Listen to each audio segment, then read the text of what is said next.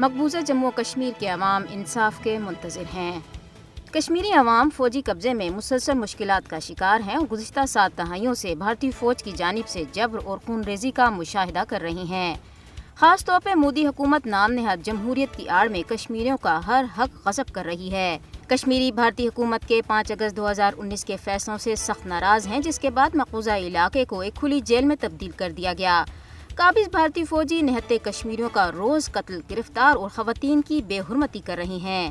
مقبوضہ علاقے میں محاصرے و تلاشی کی کارروائیاں، کریک ڈاؤنز، کشمیریوں کی ذلت آمیز شناختی پریڈ اور ظالمانہ دیگر کارروائیاں روز کا معمول بن چکی ہیں، جن سے علاقے میں خوف و دہشت کا ماحول مسلسل قائم ہے۔ مودی حکومت جموں و کشمیر میں مسلم اکثریت کو اقلیت میں تبدیل کر کے کشمیریوں کی شناخت چھیننا چاہتی ہے اور ظلم و ستم کے خلاف آواز اٹھانے والوں کے خلاف کالے قوانین کے تحت مقدمات درج کیے جاتے ہیں۔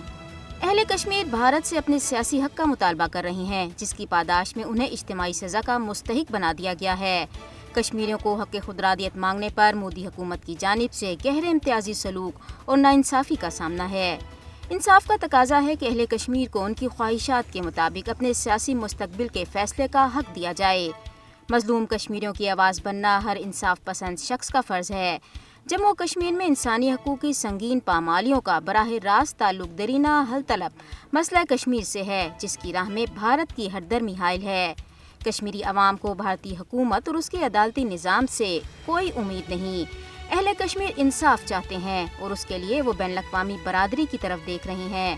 ایسے میں بین الاقوامی برادری کا ہی فرض بنتا ہے کہ وہ اپنے دوہرے معیار کو ترک کرے اور کشمیریوں کو ان کے حق خودارادیت کے استعمال میں مدد کرے۔